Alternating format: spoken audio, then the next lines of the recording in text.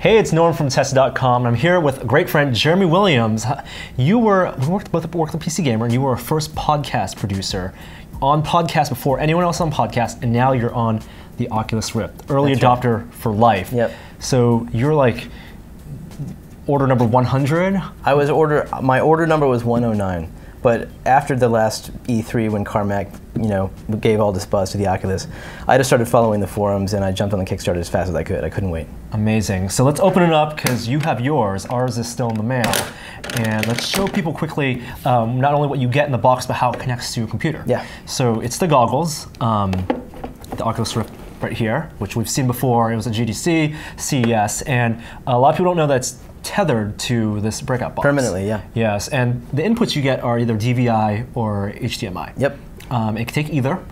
No limitations, just video, no audio. Right. And the resolution is 1280 by 800. That's right. Because that's the panel of the screen. It can take in a higher resolution. That's what's cool is that this can actually take the anything up to, I use 1920 by 1200, anything that's 16 by 10, it works fine. So you can mirror, this is one monitor and your primary monitor is another one. So if you have a 24-inch monitor, it's 1900 by 1200, it'll mirror to this just fine, and this little box will down-res it to the native res of the Oculus. Right. So on your computer monitor, you can at least develop in full resolution. And you can actually read text. Yeah, exactly. That's very important. In addition to that, there's a power cable and a data cable, so you need mini USB, and that's where the sensor information is sent back to your computer. Right. So this has 3 sensors in it, and all of them travel over USB to the computer. And if you don't have that USB cable plugged in, it gives you an error. It says, sensor not plugged in.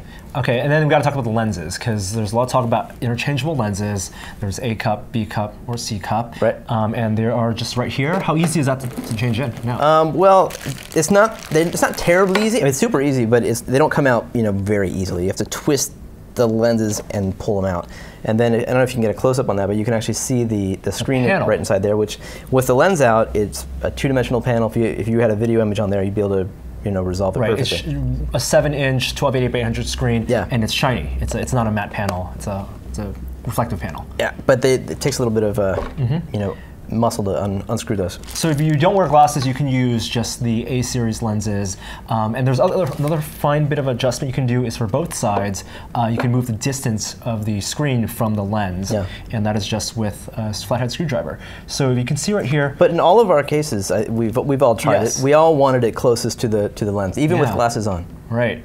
But if you just move it, you can actually see the panel moving physically away from the lens.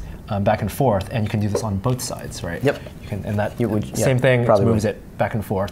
One thing I found cool was that the whole unit is powered by 5 volts. So it gets 5 volts over USB, but I don't know if it uses the power for that. But the power adapter that comes with is just a 1.5 amp 5-volt adapter as well. Oh. So they're doing the sensors and the screen itself with just 5 volts. Wow, and make sure there's a power button on here. You can also adjust brightness and contrast. Did you find yourself tuning that at all? I'd never touched it. Okay, no. Just that power button. Yep. All right, well, we're going to turn on the power button as well, put this on, and play some games. I'm ready to put these things on and get in a game. Can we go? Yeah, we can totally go. So you're going to drive, and you're putting on the VR goggles with your glasses on. Yeah, so we tried the different cups. The Oculus comes with 3 cups. We've talked about this before. There's an A cup, a B cup, a C cup. These are cups. Yeah, they're basically they're little lenses that go in here and sit between your eyeballs and the screen. And they offer different levels of correction. So A is for people with good vision, like Jeremy. Thank you. B is for people like probably Norm, who have intermediate vision. And then C is theoretically for people like me who have really bad vision. But unfortunately, my vision is bad enough that this is too bad. Lens correction with your glasses, your prescription is a -7. Yeah, so for contacts it's -7, for glasses it's -8, which is pretty normal because you have a different correction factor. And even with the C cups and the Rift pushed as close to your eyeballs as possible, it still isn't good enough, so that's why you're wearing glasses. I'm wearing the glasses. We've been using this a little bit while we set up for this shot. It's pretty comfortable with the glasses on even. The only challenging part is getting the glasses through the narrow gap in the frame because my glasses are a little wide. It's a cool concept though, because you can imagine with the commercial version that you'll be able to buy whatever cup you need. I would hope that I'd be able to go to my optician and say, hey, I need a crazy lens. Please make this happen. But while the Oculus guys will release different cups, they won't They're not associate those with a prescription. They won't say if you're a certain prescription, you have to rely on a community to give feedback for that. So Will's going to put it on, and we're going to load up TF2. With the developer showcase, people getting the Oculus Rift developer kit will be able to play a Hawken, which is a free-to-play mech game, which we tried out at GDC last week, and Team Fortress 2 from Valve. Unfortunately, right now, Hawken does not have the software to support Oculus Rift. Right. So with TF2, all the software is there, and to load it up, all we need to do was add the command line. Head tracking is working. Everything is staying directly in front of me no matter what I do. And it was just -VR in the command line just to enable the virtual reality mode. Yes. Yeah. So you're in TF2, and we should also note that the goggles are at 1280 by 800 resolution, and so your desktop has to also be at that resolution when you load it up. At least for TF2. Yeah. So, yeah. And just to be clear, I'm sure a lot of people who follow this product know that, but that is split between both eyes. Yeah. So it's a vertical split. You only get 640 by 800 in each eye. Right, but it's compounded because it's stereoscopic. Yep. So they're showing slightly different images in each. So Will, you're in the game right now, and there are several modes of control in TF2. I think 8 total, and you can change this in the command line. Will, I'm going to bring it down in the command line for just a second. How did I get so fat? Wow, you can definitely see your belly. So you can change your using the command line here. And what's interesting is that this menu for TF2 doesn't take up the full screen. It's taking up just the center of your vision, because that's where your focus is going to be. Oh yeah, I didn't even notice that until you said that. Blown up to the sides, then you wouldn't be able to see the command line or anything else. It would be in your peripheral. Well, that's always one of those problems if you've ever used the multiple the multiple monitor stuff. So sometimes the UI for the game will be spread out across 3 monitors. It's really hard to see. So they actually fixed that here. And the same thing with the HUD, the floating HUD right now. And that's something you can adjust. It's in the center of the screen, so you don't need to look to the side just to see how much ammo or health you have. And that can actually be adjusted. Right now, the default is set so that it looks like it's about 500 inches from your face, and you can adjust that as close as far as you want. So the way this works, so for people who, I don't know how well you can tell from the video that we're showing, but the way this works is right now I'm just going to move the mouse, and there's a bounding box on either side, but there's this center area where I have free movement without really any head movement. Now, if I move my head, it's moving independently of the mouse. I don't know which mode we're in right now, Norm. I think the default is 3, but I also want to talk about calibration. Okay. Just to start. Oh yeah, we should do that first. In Team Fortress 2, there's a built-in calibration mode. Do you want to start that right now and just to see what it looks like? The sparks are flying right at me. It's 3D. Jeremy pointed this out, and it's pretty awesome. Particles are successful. The particles, it looks like there's a fountain of particles in front of me, which you guys probably can't see because you're only seeing So I'm going to load up VR underscore. I put a D in front of there because I was still going forward. VR underscore calibration. Okay, so this will set my interpupillary distance, right? And this is the distance between your 2 eyes, which you can get from any optometrist. Let me help you out here, Will. You probably want to close your right eye because the green line is only in your left side. Is that right? That is correct. Yeah. So close your right eye and look directly at the green line. Okay. And then hit that right button until it goes almost off screen. Okay, so you do this for like 8 lines, right? Yeah. 4 for each eye? But the trick is you don't want to look straight and use your peripheral vision. You want to look straight at the line. So should I be looking at that white line or the green line? The green line, and then when it's almost off, you're done. Then hit next. So go until it's off and then come back a couple? Sure, yeah. But if you look straight ahead, you'll be able to see it go further, and that would be a problem.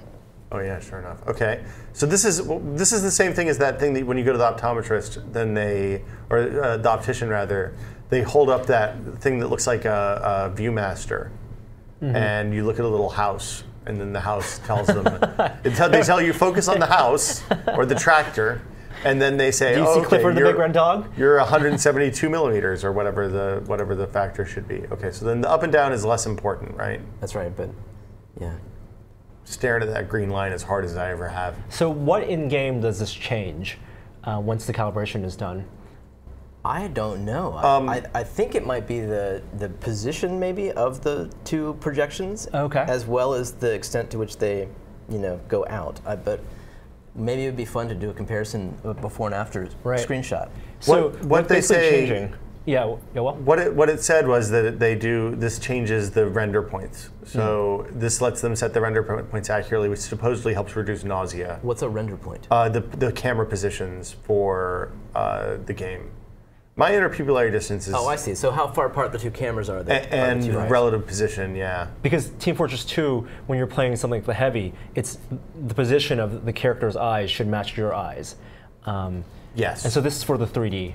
Mostly, the 3D effect. I think so, yes. This is the only app, Oculus hasn't released a way to do this with their with their demos, but they want to create a standardized way to get this setting that would apply to all games. And that's something you could theoretically run in the desktop. Yeah, probably be stored in the registry or something like that. Tappa, tappa, tappa. So the reason it's 1280 by 800 is just because of the limitation of the screen, the Oculus screen, right, in the devkit mode, in which we hope later on they might have a higher resolution screen. Yeah. That limitation isn't in Unity though. Right. So when you run something you're developing a game, you can run that at basically any resolution. Well, yeah, you can run it. Right now, what we're doing is we're mirroring the video output to the recorder and to the Oculus, and so we're running at 1280 by 800 because we're inside of TF2. But if we were running inside of Unity, you could actually mirror the outputs to both at anything that's 16 by 10. So you could output 1280 by or 1920 by 1200, and you'd be able to develop using that, and the Unity would downres it to the and that's just that box 1280 by 800. Yeah. The early days, right? Everything about this is very early days. Okay, so I just hit next. My interpupillary distance is 65.3 millimeters. Good to know. Do I close now? Do you know what your I meant to call my optometrist, my optician, and see, but I did not. I need to go pick up new lenses from him. So it'd be fun to see a comparison screenshot, see what it did. Wow, so the 3D effect is much more pronounced now. Can I get in the game? Why am I not in the? Oh, can you hit the period button, Norm? So the first thing to mention is that it's really hard to tell where you are at any given, like where the keys are. Even I'm a pretty good touch typist. Yeah. This is a bad keyboard for this because it's one of the Mac keyboards. They don't have good home buttons. Yeah, you'll notice all the early Oculus demos that they did all used a gamepad. Right. Yes, I understand why. I should go to the red team so I can run around. Let's do. Yeah, so we've calibrated now, and now we want to really show off the different control schemes. Again, that's all changed in the command line, and I'm gonna load that up right now, so I can type in that. The command is just vr_move_aim_mode, and we'll start with 0. Oh, you need a space. Nope. That's back 2 more. Now a space. Now a 0. There you go. It's impossible to read that. Yeah. It's really hard to see both on my end and on Norm's. Okay, so this is mode 0. I'm moving my head now, so I'm moving up and down, and it seems like both my head and the mouse move. This is actually like at first impression, this feels pretty normal. I can't. So I go right now. I'm pressing forward on the mouse, so I'm going whichever way I walk. This kind of reminds me of the old Looney Boy Quake 2 config where you'd use a trackpad. It basically turns the head tracker into a mouse. Yeah, and also the mouse is a mouse. Yeah. So this is like the exhibit mouse setup. Okay, let's go to 1. All right. I feel like this is not a viable ideal. long-term way to play. Maybe if you're snipering. All right. Oh wow. Okay, so now my HUD seems to be slave to the mouse. I got up and down on the. I really like how the HUD is set. In It's the fixed. environment. Yeah. This way, so I can steer with the head. This is kind of like being an Apache pilot. This is pretty awesome. So you always shoot at where you're looking. Yeah, I'm having a hard time with the home keys But here. you can run a different direction. Oh, that's weird. Hold on. So it's as if the gun is attached to your head. Yeah. A head-mounted gun. Yeah, like an Apache, like Yeah. Bill said. Right. You've flown an Apache. Yeah. Of Yeah, course. we've all have, flown. of course. Remember when helicopter sims were a PC staple? So Those are the good old days. Okay, so I can look up and down. The HUD is just floating in front of my mouse, and I'm not doing any aiming with the mouse. I wish I had somebody here to shoot at. Do you know how to spawn bots, Norm? not in this mode. You have to go to we're on a training server mode, yeah. anyway, so. So I'm going to load up the second mode. Okay. 2. We should get on Twitter and have some people join the server. Okay, so my head is locked to the HUD, and it's kind of dragging the mouse cursor. I'm not touching the mouse right now, And you're but still my turning? aim cursor is aiming. This feels almost like Arma, where there's kind of a bounding box. Right. So that's all mouse movement there.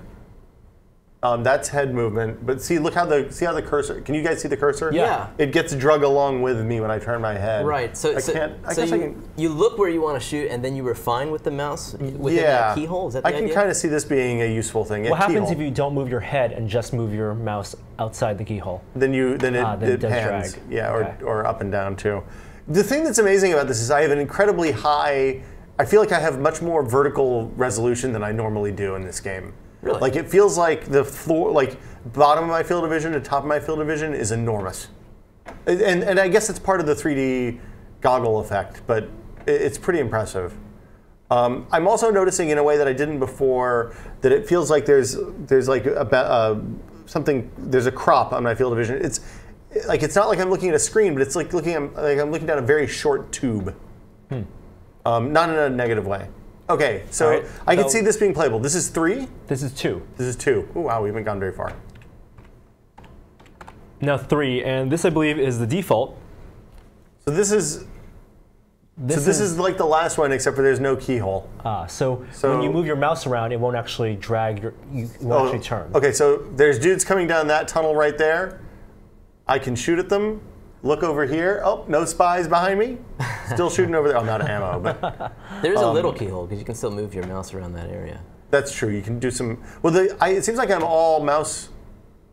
It seems like I'm all mouse now, but I do like the ability to no look. When shoot. you hold down the fire button, then it won't actually shift your. This is a heavy move, not a. I can see this being much more useful for like spy or scout or something like that. Oh yeah, we'll definitely have to try a scout or a soldier in a little bit. Yeah. So how about let me move to 4? Yeah, I like this one a lot. I feel like this is a high skill mode. All right. Okay, so that's moving my head. I can look up and down with my head. How did I get so fat? And something to point out is that we just saw you lean forward. Yeah. And there is no Z-axis sensor in development. I mean, there's a little. I don't know if there's a sensor, but like I'm leaning forward and back when I do this. Yeah. Is it more that it's rotating? I'm pretty sure that's. Look, I'm going to shoot my own foot. I can't do that. But I think that might be a rotation, like Norm said. Yeah. Oh, you think so? The SDK includes no support for any kind of translation where you're moving through space. Only rotations. So it's as if the Oculus Rift is moving around a ball where your eyes are. Yeah. But not moving forward, backward, or panning left and right or up and down. And that's something that constantly gets brought up in interviews, and they want to work on that for the commercial version. Right. So this is number 4. This is kind of like the.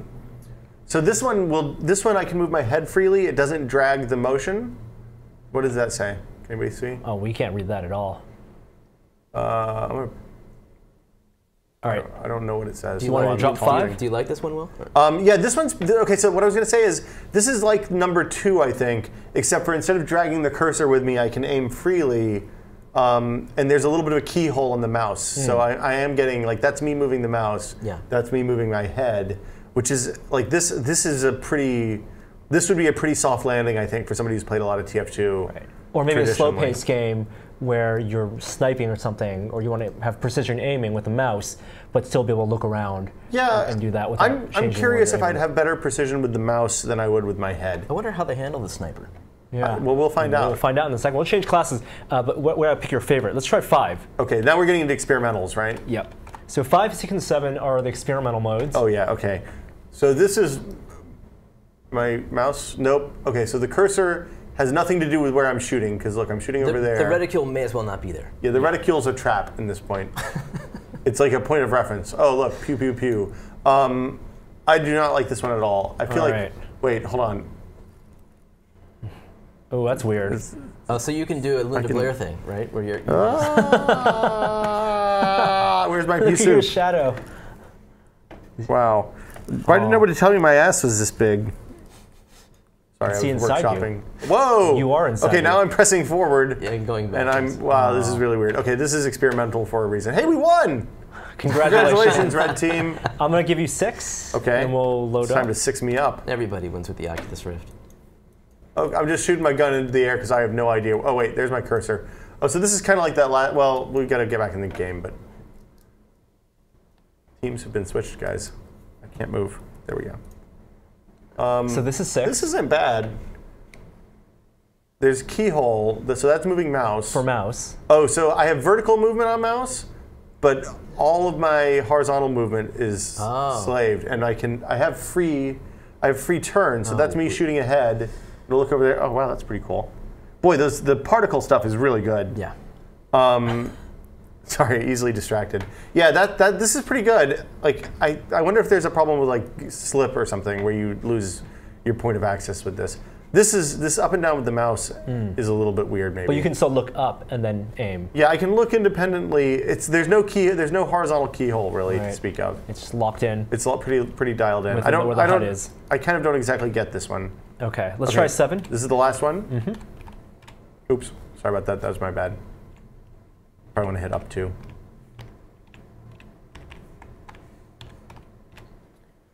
You know, the real challenge of this is doing this without having your mouth open. Okay. So I have nothing happening here. Like I'm moving my head. So this is just straight mouse. Oh my God, that's terrible. Ooh. Okay, so when you expect the movement, you talked about this a little bit earlier, Jeremy. When you're expecting movement and you don't get it, it's weird things happen in your head. Like I turn my head and I expect to turn. 7 looks like not a good mode to play in. 7. It's basically turning off the. Oh God. Okay, put it back on like 3 or 4, please. Yeah, so I'm gonna give you 4 because it sounded like 4 was one you liked the most. Why don't you change classes and play something like a scout where there's fast movement? Well, let's do a gradual increase, man. Do rocket jumping. Yeah, hit comma. Rocket jumping. And give me like a sniper. Let's ease into this. Is that number 8? How many hours do you? Oh, you gotta kill yourself or change teams. Hit. Yeah. There you go. Can you hit 8 again, please? I can't tell where it is on this keyboard. My train, it's going backwards.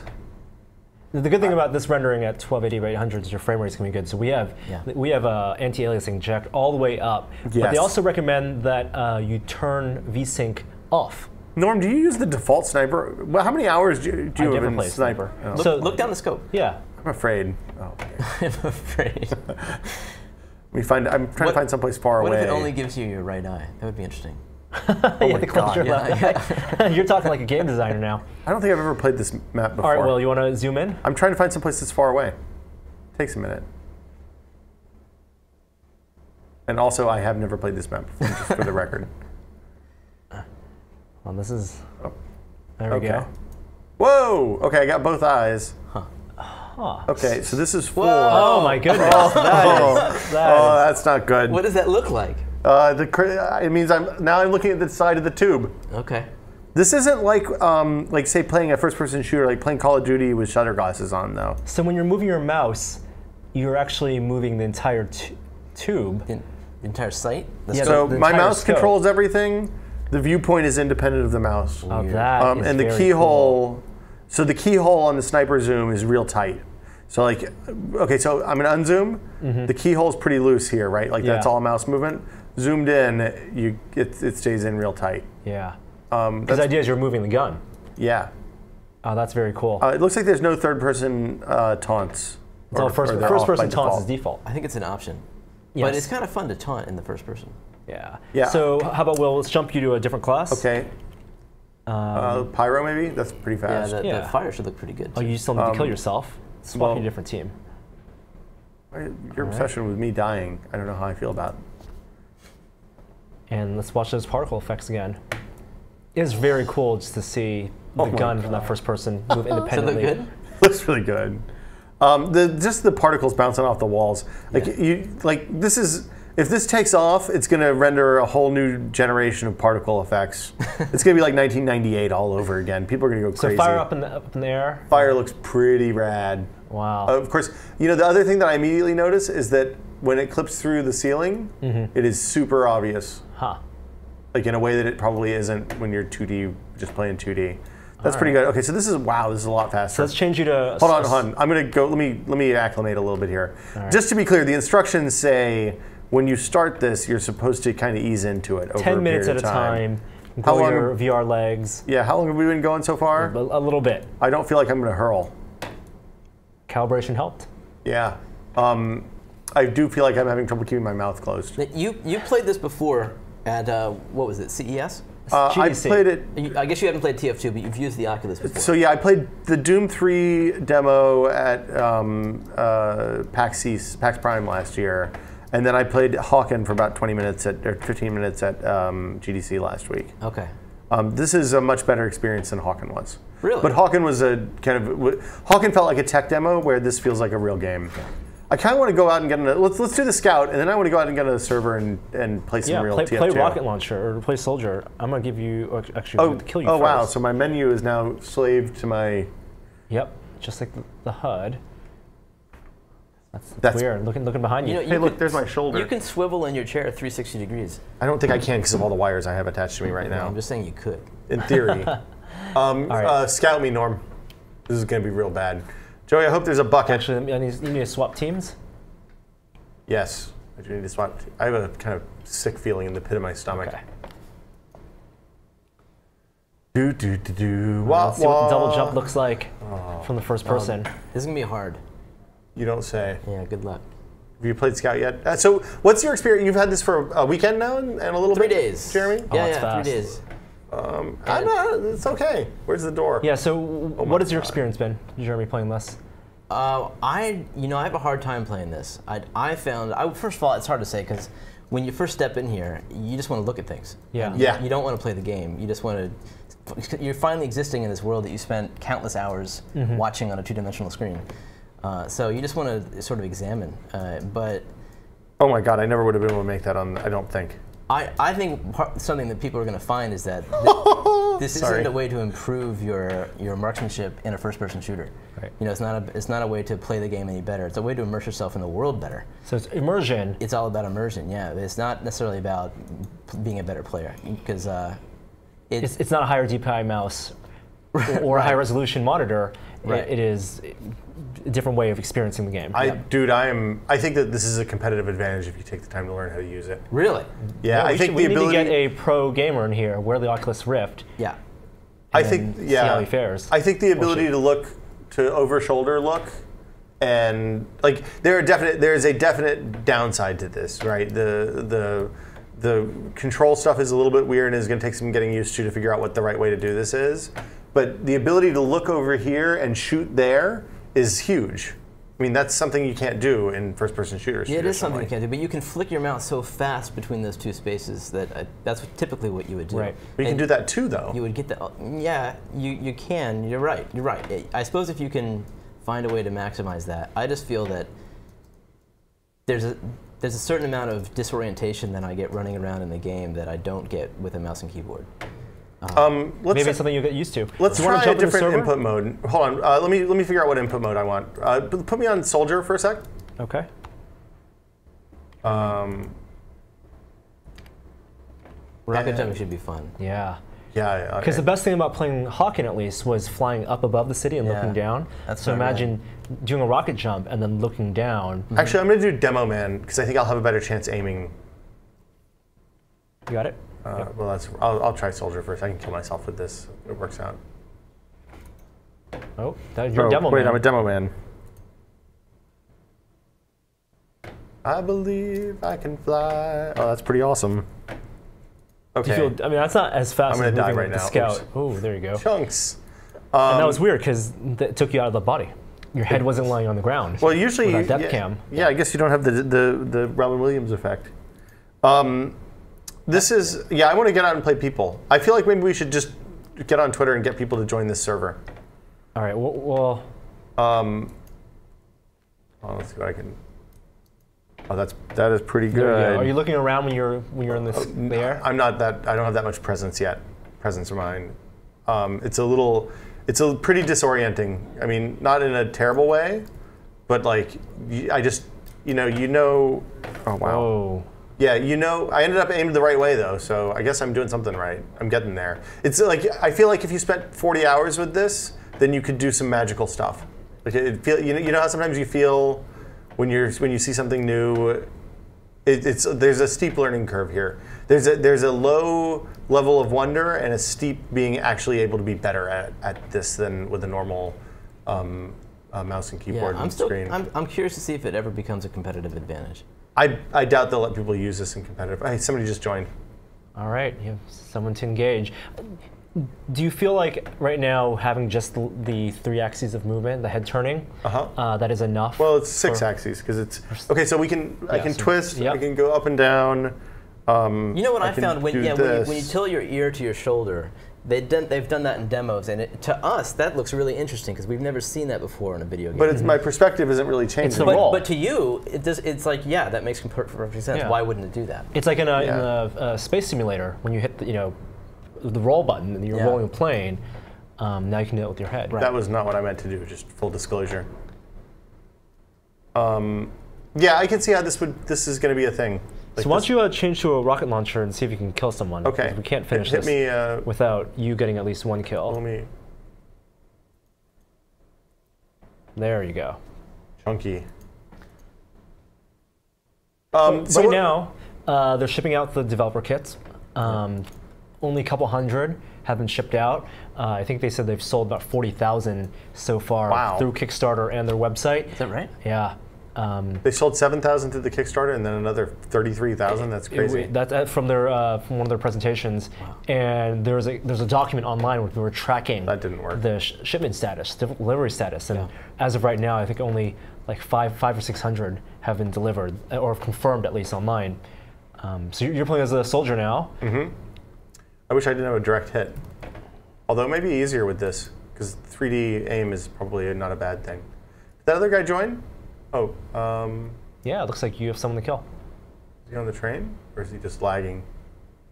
See if you can hit a stationary target. I can hit a stationary target, come on. So the interesting thing about this is the cursor actually, one of the things we talked about when we saw the guys at GDC. Oh, there you go, rocket. Oh, come on, Will. Oh, you got him. Wow. Did I kill him, or did he kill himself? Yeah, I killed him, yay! You killed him. Yeah, maybe not so difficult. Very impressed, Will. Yeah, you did it on. That's I think I'm strongly pro this. I wish it was higher resolution, which is. Oh yeah. Somebody says are you trying the glasses? Can you respond for me, Norm? My social secretary. Oh, he's on the train. He's on the train. He's on the train. Boom. How does he know you have the Rift? I'd say Norm tweeted. No, it might be Evan. Maybe Joey tweeted. Oh, he's coming out this way. That's tricky. So, do you find that moving your body with the mouse, which also moves your orientation with the headset, do you find that to be disorienting? Wow. Do you have to get used to that? Yeah, it's a little weird. I know some people who play first-person shooters who move their bodies. Like, they try to dodge stuff, and I can imagine them wanting to do that even more when wearing this. Yeah. A lot of people do that when playing race games. I mean, the leaning. Right. There's a psychology to it. I find when I move the mouse and I twist my body, that it's a jarring effect that because my vision is being moved, but I'm physically not moving my body, and it's sort of weird and unexpected. That hasn't bothered me because I'm kind of used to, I'm moving the mouse right now. The one thing I would say is that I'm noticing that the panel is pretty low, a high latency panel rather. Well, they've reduced that as much as they can.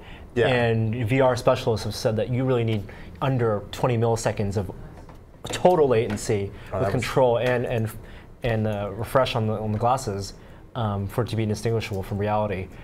There's also the pixel refresh and the persistence of the pixels. And so you get something like judder and smearing. So if you're moving your head real fast, your eyes fast. Did you see that air shot? Did you get an air shot? Amazing, man. You still got it. I haven't played TF2 in like 2 years. You might be the world's greatest VR TF2 player. Right now? Yeah.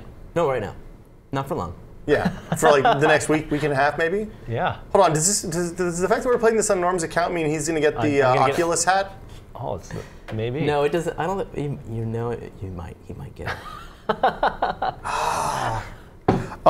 Okay, I'm in. All right. Let's back out and show some other demos. Okay. Oh my God! Take it off, Will. Take it off. Yeah, take off the. Oh, that's horrible. That was a while. How long were you in there? I don't know. What's the time? What's the time on the counter, Joey? I think we're there just like a little more than half an hour. I don't. That's a while. Yeah. How are you acclimating to reality? So there's a focus. Focusing is a little weird now. Right. Like I'm used to. I'm very clearly focusing on something that's like right here. Yeah. And that even though it doesn't feel like that, it's weird. Like I probably shouldn't drive for a little bit. It feels like it's one of those situations. And my face is really sweaty. I feel like I probably have pretty good marks like here, It's all red. here, and all through here. Ski goggles. Yeah, You've been skiing for a weekend. It's Except instead of being sunburned around the outside, you're red on the inside. So we have the strap all the way out. I wish it actually got a little bit bigger. I have kind of a big melon, as I think you're part of the Big Head Club too, Jeremy. I could use more strap here and be pretty happy about that. But it should be relatively tight because you don't want the glasses to be moving. You don't want to be tight like a ski goggle, though. You want it to be comfortable. Yeah, they say you want it to kind of move and breathe. Like there's enough room that I can see around the edges of my nose and stuff like that, which isn't distracting at all. Yeah. It's not a bad experience. I feel like I could go more without, chundering. Yeah, well, you clearly have some innate ability. Aptitude. Aptitude. Yeah. Finally, so I'm good for something. As a developer, you're developing in Unity, and right now the SDK, or the Unity SDK, works with the Oculus Rift. Yeah, they're releasing the Unreal SDK, but not until later this month. And what are your experiences with that so far? Is it relatively easy? Or? It's super easy. Yeah, it's so easy. Unity itself? No. Unity. Yeah, Unity is a really accessible game engine to develop in, especially as far as being a 3D engine. But all that you have to do, you can literally make a plane to walk on, and then drag and drop one thing, which is a prefab. It's an Oculus character controller, into your scene, and then hit play, and that's it. And suddenly you're walking around your plane with the Oculus Rift on in 3D and in the world you're creating, and then you can create assets and drop in things. So Oculus just provided that those assets for you and make it super easy. You can make any world that you want, and then all you have to do is drag this character controller in there, and it has 2 cameras, one for each eye, and all the orientation is locked down for the mouse for what it should be, and turned on for the Oculus, sensors where it should be, and it's really incredibly easy. I was really impressed. So if you want to noodle around, it is a thing that is easy to do. Yeah, and one thing that was announced recently was that they do require a pro license. Okay. And so that's a $1,500 investment. Ooh. But compared to if you go pro and you start making a lot of money with Unreal, it makes more sense to do it with Unity. But well, in Unity, it's easy to publish games, not just on Oculus. You can also release them on iOS and Android. Yeah, sort of save save as whatever you want. But they also have announced that there'll be a 4-month free trial for Oculus developers. Oh, that's good. So if you just want to try it out, then you're in for $300 and. No, you're in for nothing. Well, for the Oculus, but exactly. That's good. And that's a great way to try it out. I mean, just hop in there and follow some Unity tutorials on YouTube and just get started. So then, this is one of the Unity. This is one of the demos that ships with the. This is not Oculus. Unity. This is actually a 200K file in its entirety, and this is made in presumably C++ or something by the Oculus team using the raw Windows SDK. Just so people have an idea, like you've built some games before. We have seen your work on such projects as Core and. That's about it. Okay, PC Core. Gamer CD. PC Gamer CD. But so, what's your level of programming expertise? Well, what? I am not a programmer. Okay. I did a lot of scripting for Core, and that's thankfully primarily what you're doing in Unity too. Okay. It's really a scripter's engine. It's more or less you can access any function through their version of JavaScript, and so there's certainly some programming, but they simplify so much. If you want to look at something, you don't have to do the trigonometry. You can just type "look at" and then provide the game object that you want to focus the camera on. So it's definitely accessible. But I wouldn't consider myself a programmer because I have too much respect for the real ones. And when you're making a game or conceptualizing a game, are there things that you're noticing that the Oculus Rift lends itself to that you couldn't do with other games? Or things that you thought would be fun, but maybe not so much? Yeah, absolutely. I'm really impressed to see Will's experience with TF2. That gives me a lot of hope for first-person shooters. But my impression was that it's a detriment to the skill of playing an FPS, having played them for a skill-based FPS. A skill-based FPS. I still feel that you're at your best if you're just on a monitor with mouse and keyboard, because that's the interface it was designed for.